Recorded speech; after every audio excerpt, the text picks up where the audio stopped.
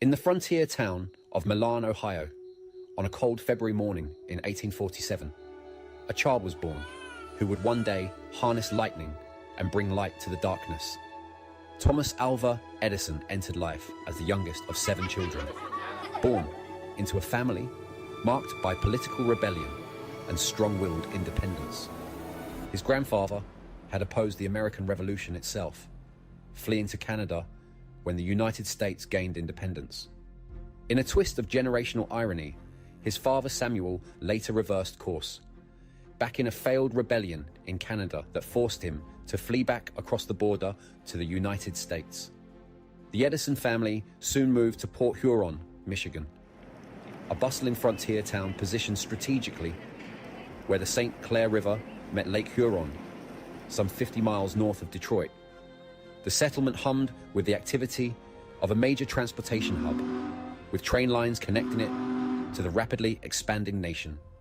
Young Thomas, who went by his middle name Alva or Al to friends and family, stood out from his peers from the earliest age, though not in ways that suggested future greatness. Standing at medium height and scrawny as a child, Edison's most striking feature was his piercing grey eyes. But it was his behaviour that truly set him apart. While other children played and socialised, young Al seemed perpetually lost in thought. As one schoolmate would later recall, "I often run across Tim in town, with just as dirty nose and face as the other boys. But he seemed to be thinking of something all the time, and not playing much." Another observed that he was a child that was always doing funny things, different from other children, loved to be by himself. This aloofness was often mistaken for stupidity. His own father would later admit, "Some folks thought he was a little addled. I believe. Teacher told us to keep him in the streets, but because he would never make a scholar." The elder Edison noted his son's peculiar nature. All he ate went to support his brain, and he was puny. He was forever asking me questions. And when I would tell him, "I don't know," he would say, "Why don't you know?" Edison's isolation was compounded by progressive deafness that worsened throughout his life. Though he rarely discussed this disability, he would later state simply, "I haven't heard a bird sing since I was 12 years old." Yet his deafness alone didn't explain his different way of seeing the world. He possessed an intensely analytical mind that approached everything with scientific curiosity, sometimes to dangerous effect. In one incident, he burned down his father's barn, and when his furious father demanded an explanation, young Edison replied matter-of-factly, "I just wanted to see what it would do." In this isolation, Edison found salvation through his mother. Mrs. Edison was a literary woman of strong character who saw the spark of genius in her unusual son. She nurtured his curiosity, believed in his potential, and told him so. When traditional schooling proved ineffective, she took on his education herself, bringing home textbooks and working through them with young Al. Years later, Edison would write with deep gratitude, "I used never to be able to get along at school. I don't know now what it was, but I was always at the foot of the class. My father thought I was stupid, and at last I almost decided I must really be a dunce. My mother was the making of me. She was so true, so sure of me, and I felt that I had someone to live for, someone I must not disappoint." At age 12, economic necessity thrust young Edison into the world of commerce. The country had fallen into a severe recession, and the Edison family struggled. Rather than continue his sporadic formal education, Al took a job as a newsboy, selling papers on the train between Port Huron and Detroit. It was here that his analytical mind found its first practical application in business. What followed was a period that seemed lifted straight from the pages of Mark Twain, a quintessentially American tale of frontier ingenuity and entrepreneurial spirit. The young newsboy quickly realized that produce was cheaper in Detroit than in his small hometown. Soon, he was buying fruits and vegetables in the city and selling them at a markup in Port Huron. His enterprise grew rapidly. He set up multiple fruit stands and hired other boys to run them. To avoid paying freight charges for transporting his goods on the train, he cleverly bribed the conductors by offering their wives berries and butter at wholesale prices. During the Civil War, Edison's business acumen showed itself most dramatically during the Battle of Shiloh. Recognizing the public's hunger for news of the conflict, he hatched an audacious plan. Without having the money in hand, he convinced the Detroit Free Press to sell him 1,000 copies on credit, charming them despite his youth. He then bribed telegraph operators to send word to towns along his route that battle news was incoming via the evening train in the Detroit Free Press. When he arrived at the first stop, a mob awaited him hungry for news.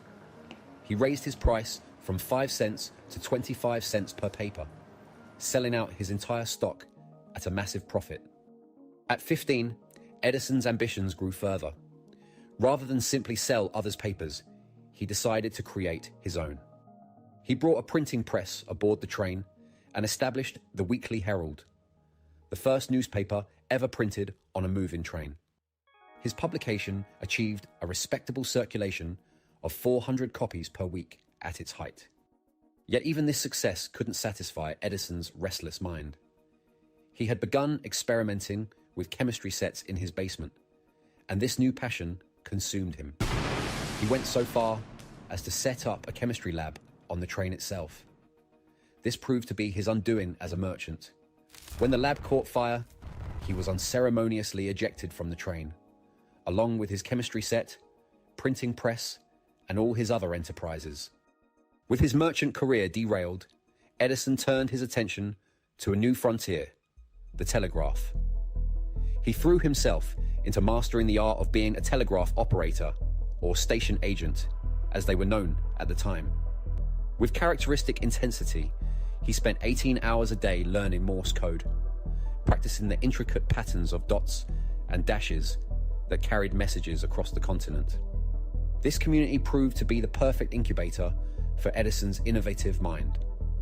The operators dealt daily with the most sophisticated technology of their age, creating an environment ripe for experimentation and innovation. Like the future Silicon Valley that would emerge a century later, this frontier society of young technologists combined serious technical work with a culture of playful experimentation and practical jokes. Edison, like Steve Jobs would be in his time, became renowned as the king of practical jokers among his peers. His favorite pranks often involved using electricity to shock unsuspecting bystanders, particularly amusing in an era when most people had never experienced electricity. But Edison wasn't just innovating with his pranks. He developed his first serious invention during this period, a clever device that could record incoming telegraph transmissions for slower playback. This marked the beginning of what would become an all-consuming obsession with invention. Like a junkie pursuing his next fix, Edison showed all the signs of addiction. Though well paid as an operator, he was perpetually broke from spending all his money on spare parts and batteries. He rarely slept, often working at his workbench until he literally passed out from exhaustion. When he did sleep, it was usually for just an hour or two before returning to work. His appearance began to suffer. He looked perpetually disheveled, rarely changing his clothes since he usually fell asleep in them at his workbench. He developed a gaunt look from barely eating, a trait that would persist throughout his life. As he would later explain, a man can't think clearly when he's tanking up. Even in his most prosperous years, when he could afford the finest cuisine and maintain 2 successive wives in comfort, he would eat no more than 6 ounces per meal, often only 4, drinking nothing but milk and flavored water. At age 21, Edison experienced a moment of clarity about his calling that eerily paralleled Julius Caesar's famous episode before a statue of Alexander the Great. While studying Michael Faraday's book, Experimental Researches, at 4 a.m. one morning, Edison suddenly burst out to his roommate. "I am now 21. I may live to be 50. Can I get as much done as he did "I have got so much to do, and life is so short. I am going to hustle." In 1868, following this epiphany, Edison moved to Boston to focus more fully on inventing. His first invention, an electric vote counter, proved a complete failure. Undaunted, he turned his attention to advanced telegraphy technology for the financial sector. Following the example of the Rothschilds, who had built their fortune on getting information faster than their competitors, Edison worked on creating the first electric stock ticker machine and developing techniques for transmitting commodity prices and stock quotes at unprecedented speeds. The promise of financial opportunity drew Edison to Newark, New Jersey, just across the river from New York City's bustling financial district. There, in 1874, he achieved his first significant commercial success with an invention called the inductorium, essentially a machine that delivered controlled electric shocks. In an era when electricity was still novel and mysterious, this device found an eager market. It was marketed as a cure for rheumatism and an inexhaustible fount of amusement, speaking volumes about both 19th century medicine and entertainment. His next consumer product was the electric pen, a device that functioned like a modern tattoo needle. But instead of injecting ink into skin, it created perforations in paper to make a stencil. Users could then roll ink over the stencil to produce hundreds of copies of handwritten documents. The invention proved so effective that when the first tattoo pens were developed, they were simply adapted versions of Edison's electric pen design. But these inventions were mere preludes to his first truly transformative creation, the quadruplex.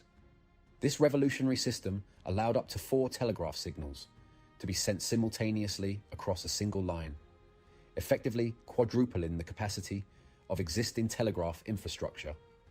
The quadruplex's success brought both financial rewards and elevated Edison's status among fellow inventors and scientists. In 1871, amid his rising professional success, Edison married Mary Stilwell, who was just 16 years old, an age difference that raised few eyebrows in that era. True to his workaholic nature, Edison worked until well after midnight on his wedding day. Despite this inauspicious beginning, the marriage brought him happiness, though his obsession with work meant he was rarely home. With the profits from the quadruplex flowing in and his workforce grown to over 70 employees, Edison decided to move his laboratory out of Newark to a more spacious location. He chose Menlo Park, New Jersey, an undeveloped area just 20 miles from Manhattan. The remote location offered the perfect combination of proximity to his New York clients and the isolation needed for undisturbed experimentation. The peaceful productivity of Menlo Park was disrupted in 1876 by alarming news.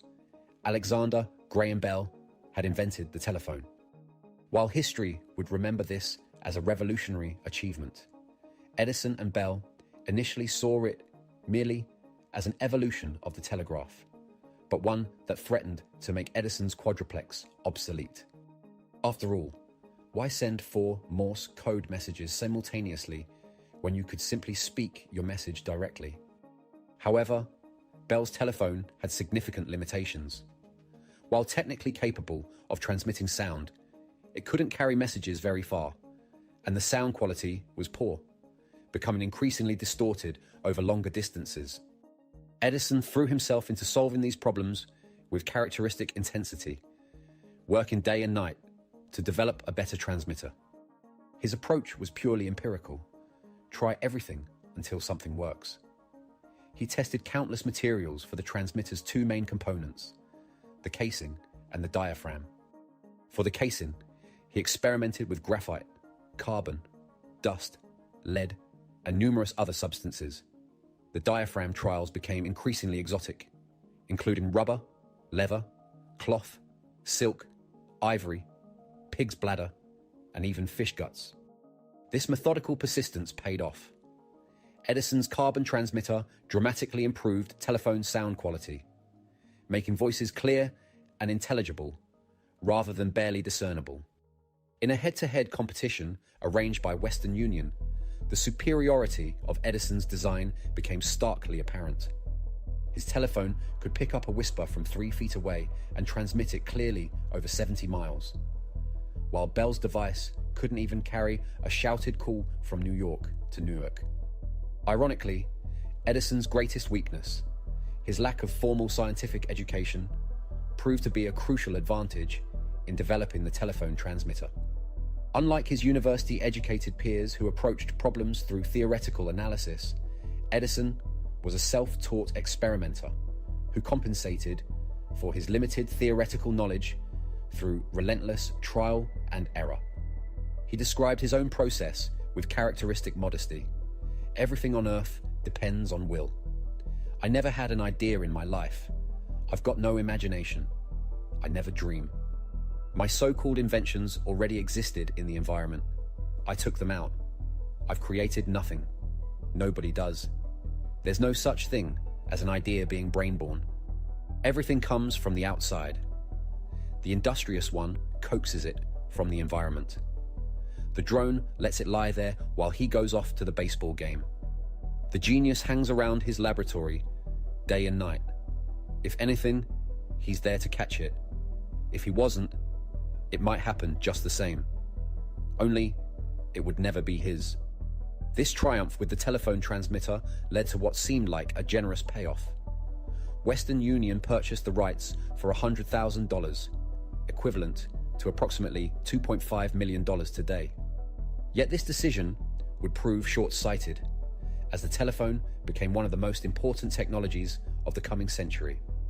Edison's carbon-based transmitter design would remain in use for the next 100 years, appearing in phones well into the 1960s. The millions in potential royalties were lost, highlighting a pattern in Edison's career. He was a brilliant inventor, but often a mediocre businessman. It was during his work on the telephone transmitter that Edison made his first, truly world-changing discovery. Late one night, during one of his famous midnight work sessions, a moment of serendipity changed the course of history. These late-night sessions had a special character. While Menlo Park was typically a formal, professional environment during the day, Edison would have the night watchman bring up midnight dinner for his staff, creating a more relaxed atmosphere where conversation and creativity could flow freely. It was in these post-midnight hours that some of their most productive experiments and breakthrough moments occurred. On this particular night, Edison was testing different materials for the telephone diaphragm. Due to his deafness, he had to hold his finger against the diaphragm to feel its vibrations and gauge how well it was transmitting sound. Suddenly, he had a revelation. Each sound was creating unique vibration patterns. He turned to his assistant Bachelor and said, "Batch, if we had a point on this, we could make a record on some material which we could afterwards pull under the point, and it would give us the speech back." Within an hour, Edison and his master machinist, a German craftsman named Kruse, who, along with Bachelor, was considered a genius in his own right, had rigged up an experiment. While Kruse remained skeptical, declaring the idea absurd, he dutifully helped construct the apparatus. Bachelor pulled a piece of wax paper along a wheel, while Edison spoke loudly into a telephone mouthpiece with a point attached to its back. For his test phrase, Edison chose the nursery rhyme, "Mary had a little lamb." When they examined the wax paper, they could see the marks left by the vibrations. Then, with mounting excitement, they put it back under the needle at the beginning and pulled it along at roughly the same speed. To their astonishment, they heard Edison's voice played back to them. The first recorded human speech in history.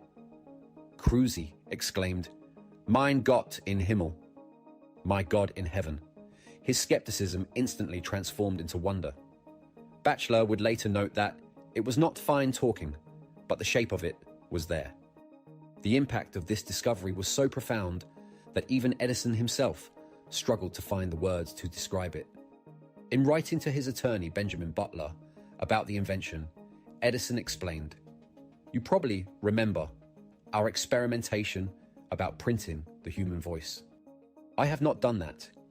but I have produced in recording the voice on a paper from which I can reproduce the same voice at any future time, as you can listen and recognize the voice of the original speaker. His colleague Edward Johnson described it to the Philadelphia Record as an instrument by which a speech can be recorded while it is being delivered on prepared paper, and that it could be re-delivered at any time. The invention, which would come to be known as the phonograph, was so revolutionary that many people's minds simply couldn't process what they were hearing. When the device was demonstrated to strangers, they often claimed they couldn't identify what they were hearing at all. Only when told they were listening to recorded human speech could their brains make sense of the sounds. As Edison observed, they do not expect or imagine that a machine can talk, and hence cannot understand its words. The skepticism extended even to the scientific community. One professor wrote to Edison asking him to deny what must surely be a hoax. The idea of a talking machine is ridiculous, but the article is so ingeniously constructed that some persons are so ignorant of the first principles of science that they are apt to believe it true unless you deny it. Curiously, Edison and his team initially failed to grasp the full commercial potential of their achievement. Edison had been trying to create a method of automatically transcribing spoken messages into written text, something that remains challenging even in the 21st century. From his perspective, he had only solved half the problem, since the device could only play back sound rather than convert it to writing. The true significance of the phonograph only became apparent by accident. When Scientific American published an article praising French researchers who were attempting to record speech by measuring the movements of lips, tongue, and larynx, Edison's marketing officer Edward Johnson became irritated. These researchers were receiving acclaim for merely attempting what Edison had already achieved. With Edison's permission, Johnson wrote to Scientific American, explaining that they had already successfully recorded and reproduced human speech. The public's first reaction to this news was remarkable. People immediately grasped that this meant they could hear the voices of the dead. This response revealed something profound about human nature. For millennia, soothsayers and fortune tellers across cultures had claimed the ability to channel the voices of the deceased. Now, through technology rather than magic, Edison had made this ancient dream a reality. On December 7th, 1877, Edison and his colleagues demonstrated a working phonograph at the offices of Scientific American. The magazine reported, "Mr. Thomas A. Edison recently came into this office, placed a little machine on our desk, turned a crank, and the machine inquired as to our health, asked how we liked the phonograph, informed us that it was very well, and bid us a cordial good night." These remarks were not only perfectly audible to ourselves, but to a dozen or more persons gathered around. This demonstration marked a turning point in Edison's life. He would never again know privacy. From that moment forward, he became a global celebrity. Letters poured in from an adoring public, and visitors began crowding into the public viewing areas at Menlo Park to catch a glimpse of the Wizard of Menlo Park at work. Edison proved to be a natural showman, developing a Steve Jobs-like ability to generate breathless press coverage for his inventions and innovations.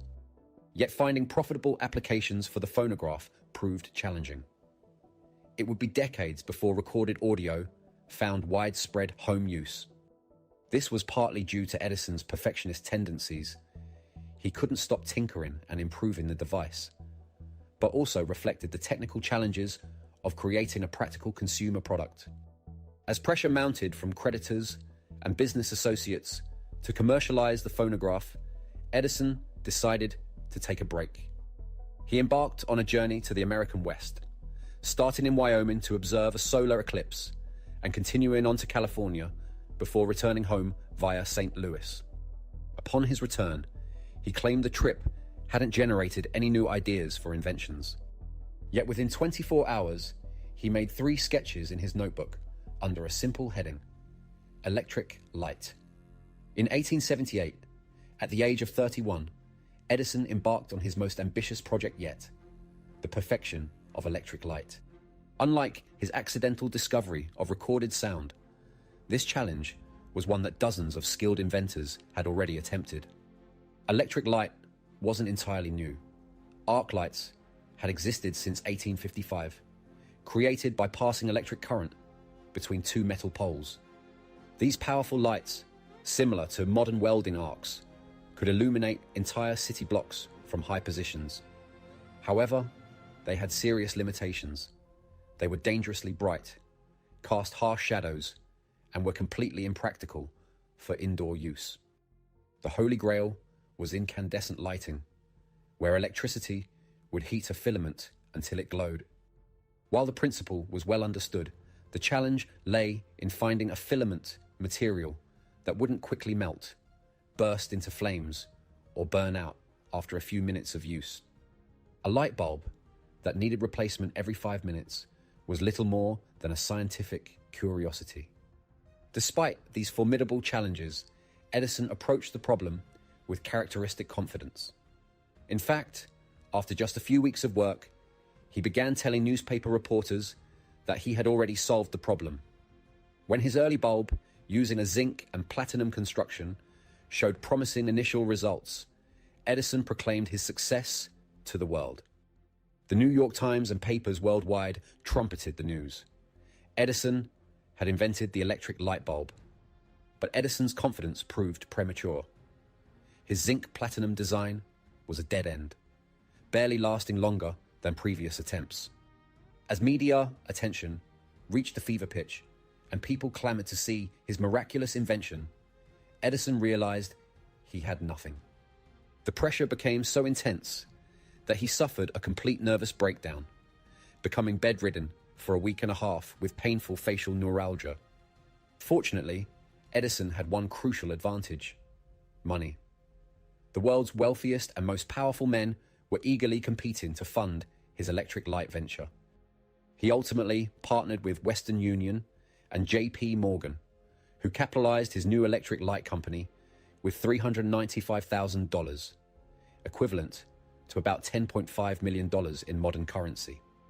This funding provided crucial resources, but also raised the stakes dramatically. If Edison failed, he faced not just humiliation, but financial ruin. Edison responded by doubling down on his preferred method: relentless experimentation. He expanded his staff and began testing thousands of different materials as potential filaments. The pressure was immense, leading Edison to declare, "I think there's no doubt I am the busiest man in America." His laboratory team became known as the Insomnia Squad, and visitors to Menlo Park described scenes reminiscent of a homeless shelter. Exhausted workers in formal clothes sleeping under benches, tables, and in random corners and closets. Edison expected his employees to share his obsession, working until their bodies simply couldn't continue, grabbing an hour or two of sleep wherever they could, then returning to the search for a working light bulb. Even amid this intense focus, Edison's competitive nature remained undiminished. When a minor scientist named Clarence Blake gave a lecture praising Alexander Graham Bell for inventing the telephone without mentioning Edison's crucial contributions to its development, Edison was furious. When one of his European agents, George Gouraud, suggested they needed a better telephone receiver, Edison temporarily abandoned his light bulb work to prove his capabilities. In just a couple of months, he invented a new chalk receiver that dramatically extended the telephone's range, a stunning achievement accomplished almost as an afterthought, simply to prove a point. But the light bulb remained stubbornly problematic. 14 of Edison's 16 patent applications were rejected as unworkable.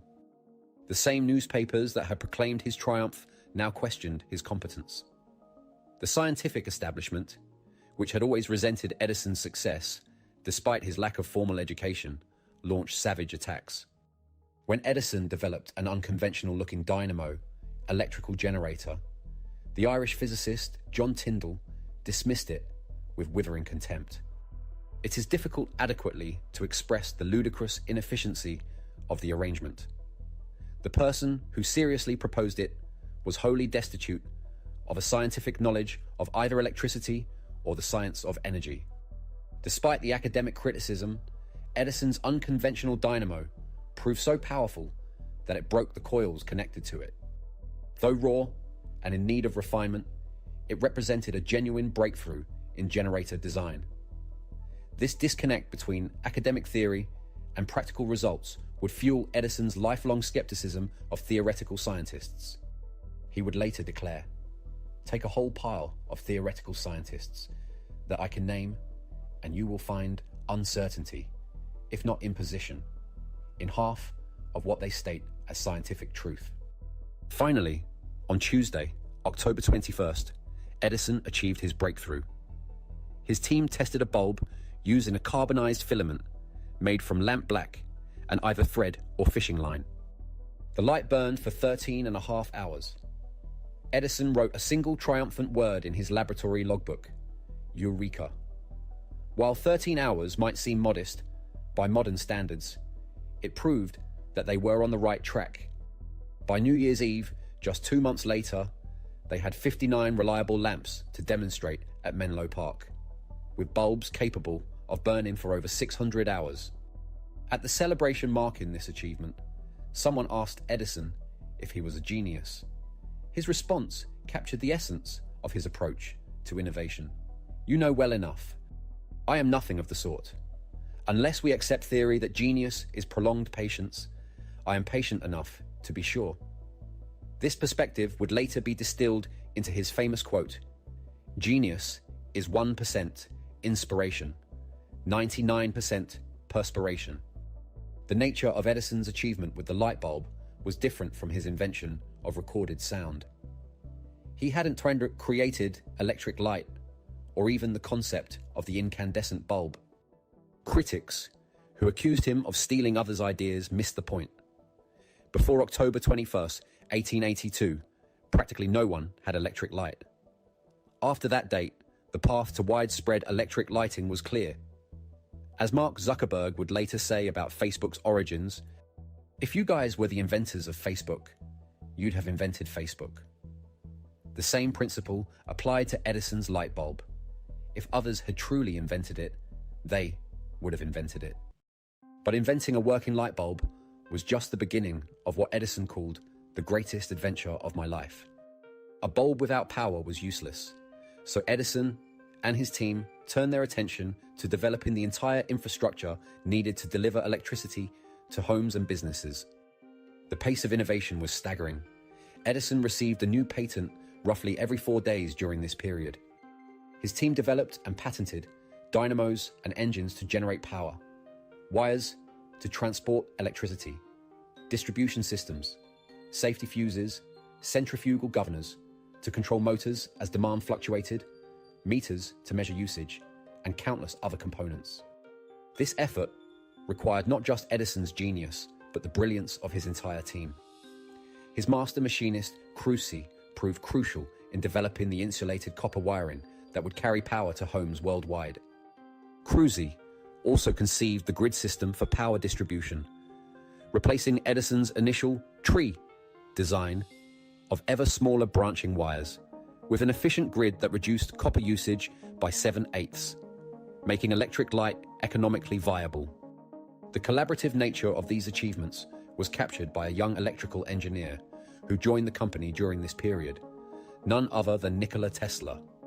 Observing Edison, Tesla remarked, "The effect that Edison produced on me was rather extraordinary. When I saw this wonderful man who had no training at all, no advantages, and did it all himself, and saw the great results by virtue of his industry and application. I felt mortified that I had squandered my life." Turning Edison's electrical vision into reality proved to be a monumental task that took years longer than anticipated. The delay wasn't just technical. Edison had to navigate the complex politics of New York City to gain approval for his ambitious plans. He devised an ingenious solution to win over the corrupt city officials, particularly Chief Alderman John C. Morris. Edison invited Morris and other officials to Menlo Park for what appeared to be a routine lecture. As the officials grew increasingly bored and hungry, Edison led them upstairs to a pitch-black room. Suddenly, soft golden electric lights illuminated a lavishly set dinner table, complete with white-gloved waiters standing at attention.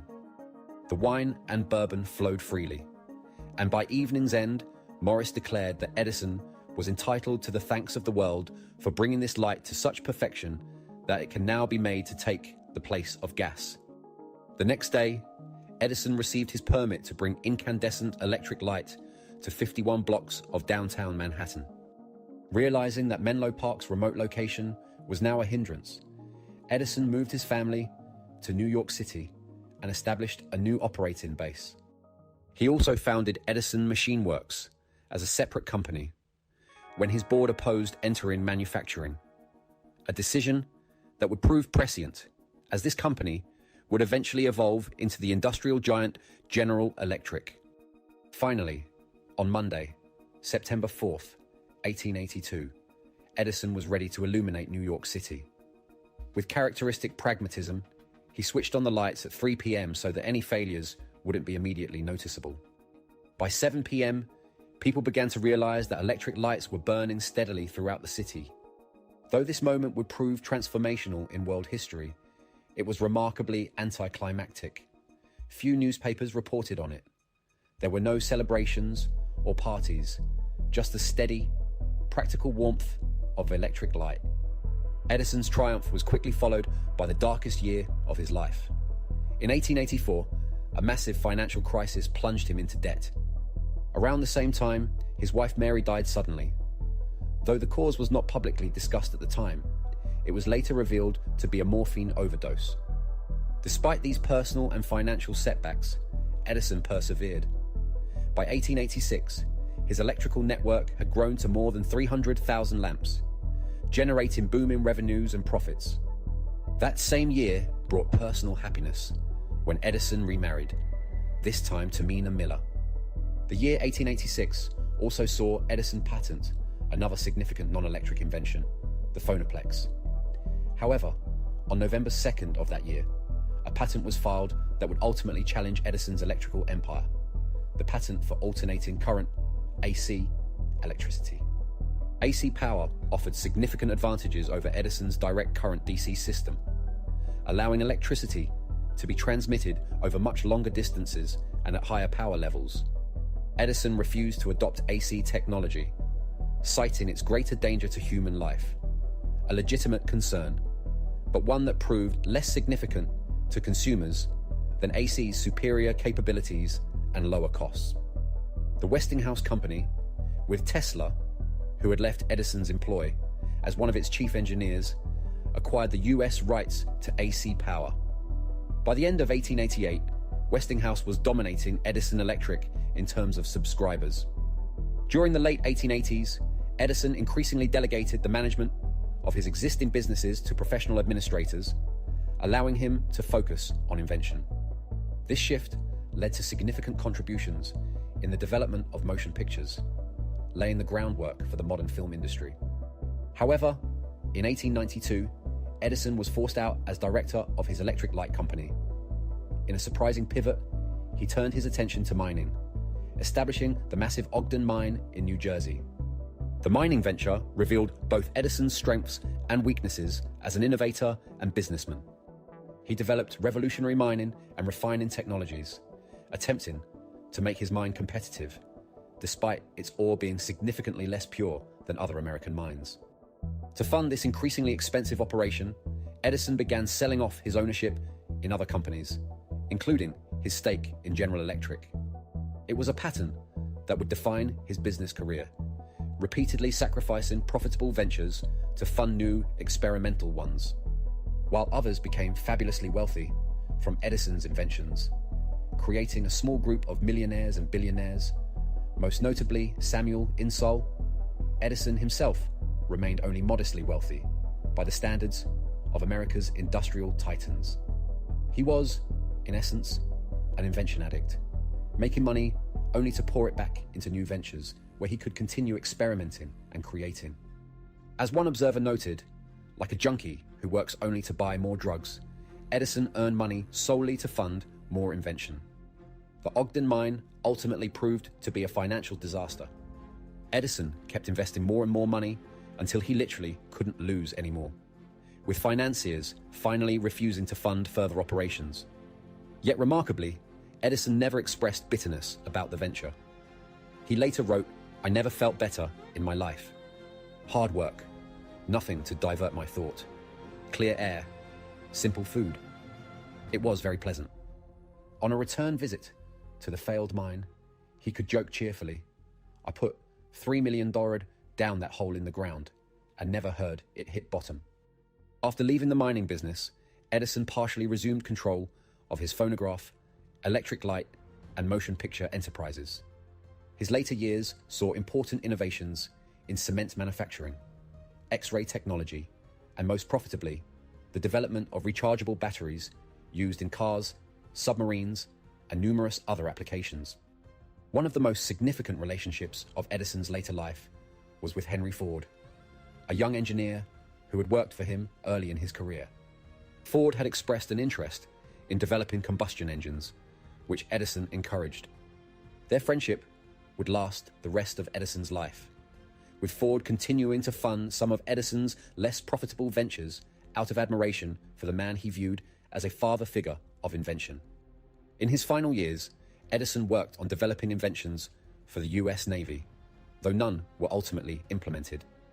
His last major initiative, undertaken in his late 70s and early 80s, was an attempt to find a domestic source of rubber in the United States, though he didn't live to complete this work. The relationship between Edison and Tesla deserves special attention, as it embodied both the promise and limitations of American innovation in the Gilded Age. Tesla began working for Edison in 1884, immediately proving his worth by solving a persistent problem with a dynamo on a boat that had been troubling Edison's team. After observing Tesla's work, Edison remarked to Batchelor, "This is a damn good man." Their falling out came from a cultural misunderstanding that would have lasting consequences. During their first meeting, Tesla, a recent immigrant still struggling with English, asked Edison what would happen if he could invent something Edison himself couldn't invent. Edison, known for his wit, responded jokingly, "Look, buddy, if you can invent something that I can't invent, you can have $50,000. At the time, Edison was not flush with cash and clearly meant this as a jest. However, Tesla, taking the statement at face value, devoted himself to the challenge. When he succeeded in creating a novel invention and asked for his reward, Edison replied that it had been a joke. Tesla, feeling betrayed, left Edison's employment. Despite this falling out, their relationship remained more complex than simple rivalry. They maintained a cordial, if not warm, relationship throughout their careers. Tesla came to understand that the misunderstanding had been genuine rather than malicious, and he continued to speak positively of Edison. Their approaches to invention, however, could not have been more different. Tesla described his method. "I did not need any models, nor drawings, or experiments. I could do it all in my mind. The way I unconsciously developed a new method for materializing inventions and ideas is exactly the opposite of the purely experimental method of which undoubtedly Edison is the greatest and most successful exponent." As one observer noted, Tesla was a more original genius than Edison. He surrounds himself with a halo of electric light and calls purple streams from the soil. His aim is to hook man's machinery directly to nature's. Their different approaches to setbacks also revealed much about their characters. When Tesla's laboratory burned down in 1895, much as Edison's would, his reaction was markedly different from Edison's characteristic resilience. Tesla lamented, "I am in too much grief to talk. What can I say? The work of half my lifetime, very nearly all my mechanical instruments and scientific apparatus, everything is gone. I must begin over again." Though Tesla did ultimately persist, his response showed less of the indomitable spirit that characterized Edison. Edison, showing his fundamental decency despite their differences, wrote to Tesla, offering the use of his workshop to continue his experiments. Tesla acknowledged Edison's kindness but declined the offer. Throughout his career, Edison embodied the classic archetype of the mad scientist. He routinely endangered himself in pursuit of discovery, nearly dying multiple times from various experimental mishaps. He nearly choked on poison gas, came close to fatal radiation exposure from X-rays, risked blindness by staring at intense lights, repeatedly electrocuted himself, suffered burns from acid, and endured countless explosions, including many light bulbs that burst while he was holding them. Some speculate that Edison's famous deafness may have resulted from one of his early experimental accidents. While the official cause of his hearing loss remained unclear throughout his life, with various diseases and conditions suggested at different times, the timing is suspicious. Edison specifically noted that he hadn't heard a bird chirp since he was 12 years old, precisely the age when he began his chemistry experiments in the basement. Reports from that period describe him repeatedly blowing out the basement windows with his experiments, and this pattern of explosive mishaps would later get him expelled from his train-based business ventures. Edison's marriages were complex relationships, shaped by his obsession with work. His first marriage to Mary Stilwell was particularly challenging because she hadn't known what she was signing up for. When she married Edison, he wasn't yet famous, but she soon found herself thrust into the spotlight as the wife of the world's most celebrated inventor, a role she hadn't anticipated. His second wife, Mina, entered the marriage with her eyes open to Edison's fame and workaholic tendencies, though she still frequently found herself frustrated by his perpetual absence. His children's lives reflected the complications of being born into genius. His sons, from his first marriage, William and Thomas Jr., proved to be constant sources of embarrassment. They made poor choices in marriage partners and struggled to make anything of their lives.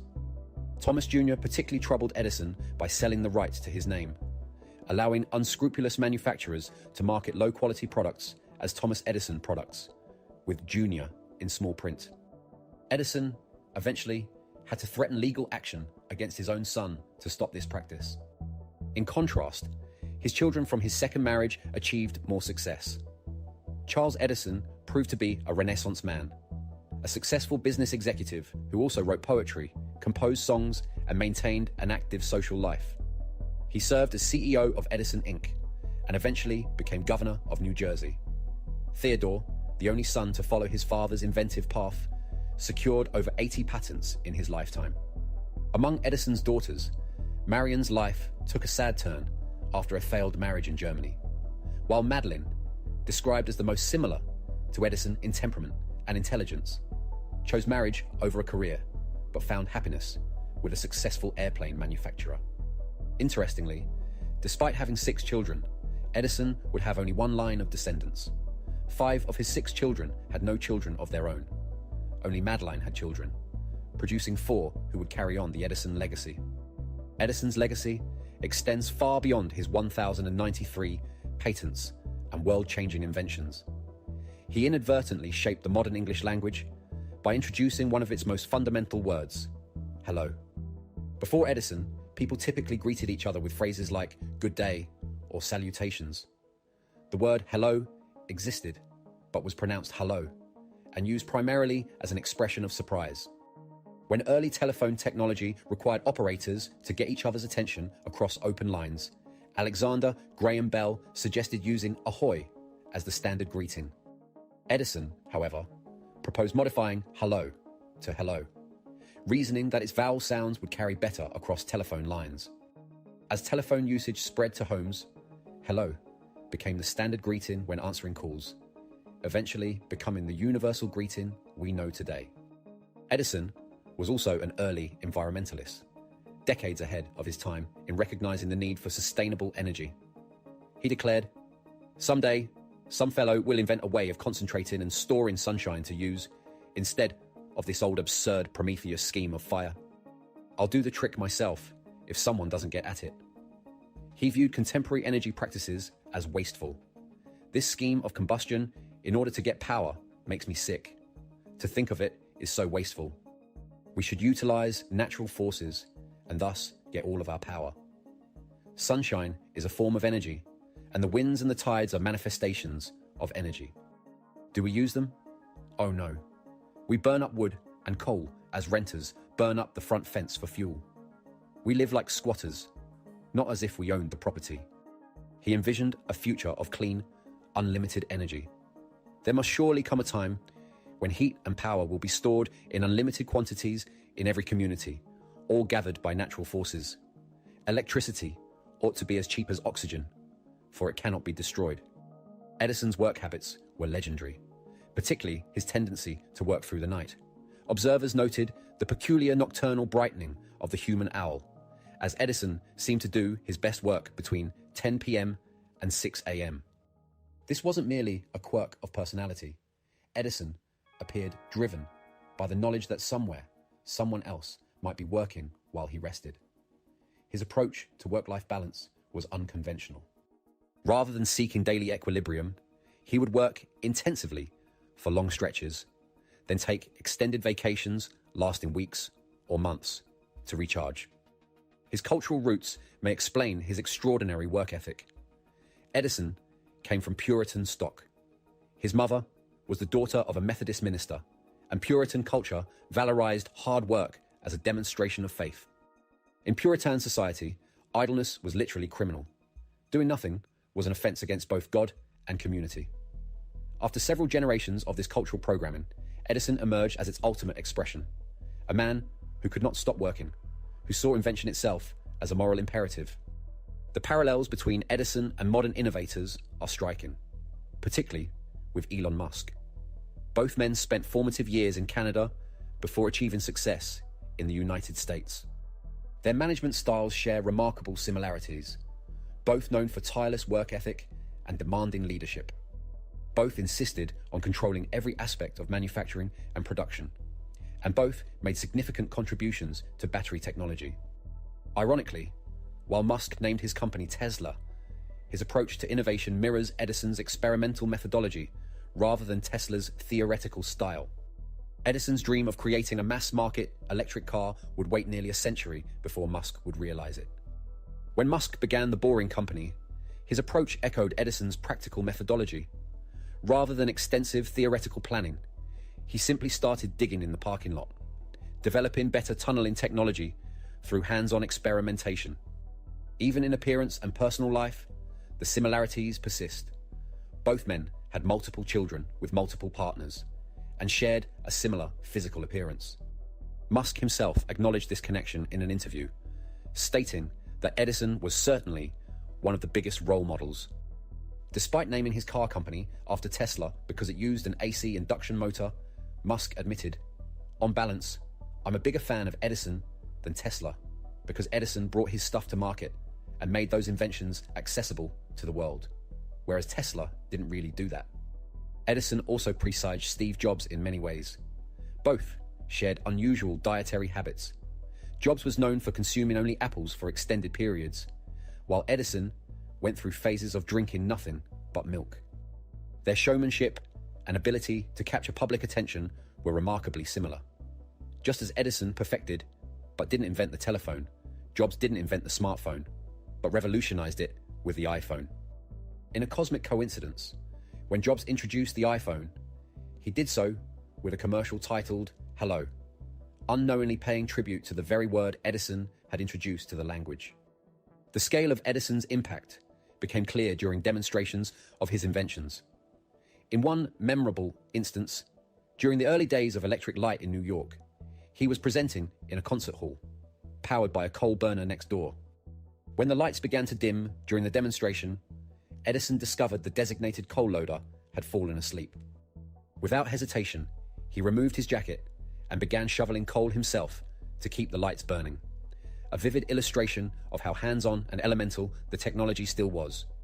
Even Edison's deafness didn't impede his work on sound recording. When developing later versions of the phonograph, he would bite the wooden casing of the device, allowing the vibrations to travel through his teeth and skull. This unorthodox method of hearing influenced his decisions about sound quality, though not always for the better, as he insisted on making decisions based on this unusual way of experiencing recorded sound. In his later years, Edison participated in the development of the electric chair, though the results were far from the quick and painless execution method that had been envisioned. The first execution of William Kemmler proved horrifically gruesome. Instead of an instant death, it took 2 agonizing minutes. The victim's body hair singed off as he was essentially cooked from the inside, causing spectators to vomit at the grotesque spectacle.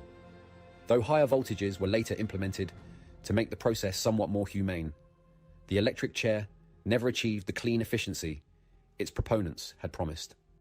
Edison's commitment to practical experimentation was exemplified by his advice to aspiring inventors. To become a good inventor, you must first know how to use a jackknife. This paralleled artist Pablo Picasso's observation about his own field. When art critics get together, they talk about form and structure and meaning. When artists get together, they talk about where you can buy cheap turpentine. Both men understood that mastery required intimate familiarity with the practical tools of creation.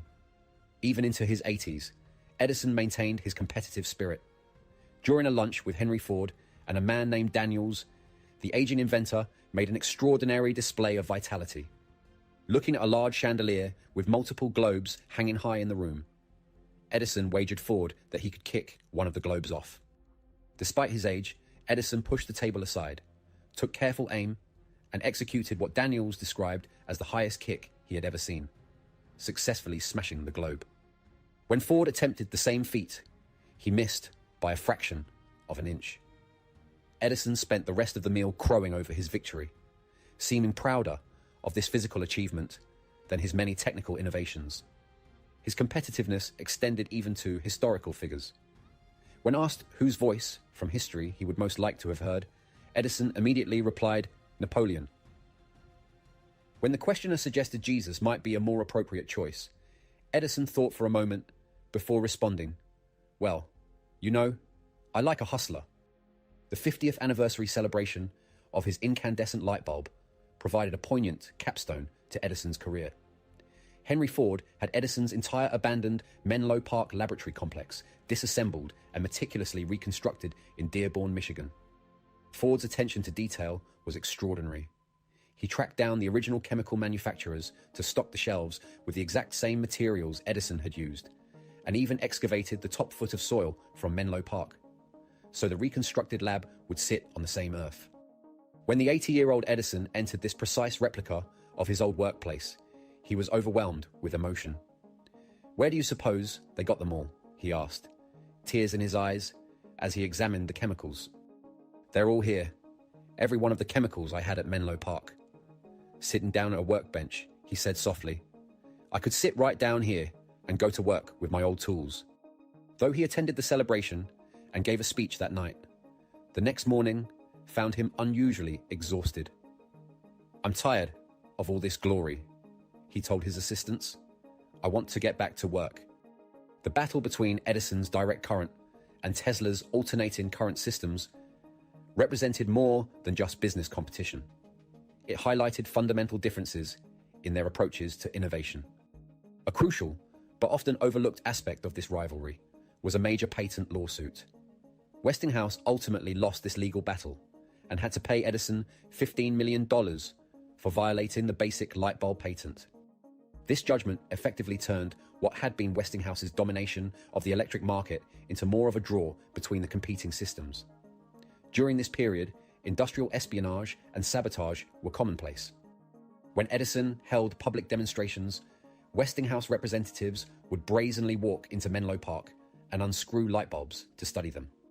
These corporate spies were often indistinguishable from souvenir hunting members of the public who also attempted to take bulbs as mementos. The competition between Westinghouse and Edison for electrifying New York City became particularly ruthless, involving intimidation and physical confrontations between rival work crews. Edison's hands-on approach to innovation was evident in his first patent. For his electric vote recorder, he had to personally carve the wooden casing since he couldn't afford to hire someone else to do it. From this experience came his insight about the necessity of practical skills. To become a good inventor, you must first know how to use a jackknife. This philosophy shaped his entire approach to innovation. His deafness actually proved advantageous in some ways, particularly in his work as a telegraph operator. Though he struggled with sending messages, he excelled at receiving and transcribing them. His ability to focus intensely without auditory distractions may have contributed to this skill. However, his deafness posed unique challenges when working on the phonograph. As aforementioned, unable to hear the recordings normally, he would bite the wooden casing of the device to feel the vibrations through his skull, a method that sometimes led him to make questionable decisions about sound quality, since he was experiencing the recordings so differently from people with normal hearing. In his later years, during a grand tour of Europe with his family, Edison made an observation that seems ironic today. He was disgusted by what he perceived as the grotesque obesity of Europeans, a striking contrast to modern stereotypes about American versus European body types. Edison's brilliant but troubled relationship with Tesla reminds us that innovation rarely follows a simple path. Their rivalry wasn't the clear-cut battle between good and evil that it's sometimes portrayed as, but rather a complex interaction between two different approaches to innovation. Edison's practical experimentation versus Tesla's theoretical brilliance. Their story demonstrates that both approaches have their place in advancing human knowledge and capabilities. Throughout his career, Edison filed 1,093 patents and helped establish General Electric, one of America's most important companies. His inventions included the phonograph, the practical light bulb, the rechargeable nickel battery, the kinetoscope, the electric pen, the electric stock ticker, the underwater microphone, and the fluoroscope. He also made crucial innovations in mining, motion pictures, cement manufacturing, chemical manufacturing, telephony, and telegraphy. Despite his limited formal education and progressive deafness, he became the predominant celebrity of his day, viewed in almost mythic terms.